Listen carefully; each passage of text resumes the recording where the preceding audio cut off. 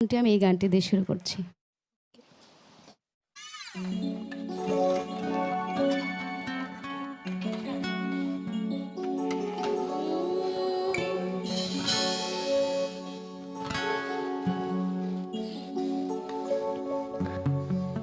আমি আজমিরকে দেখি Medina Medina,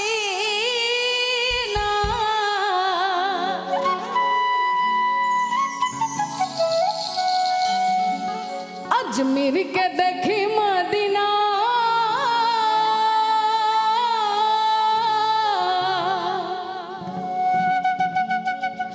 আমি খাজা বাবা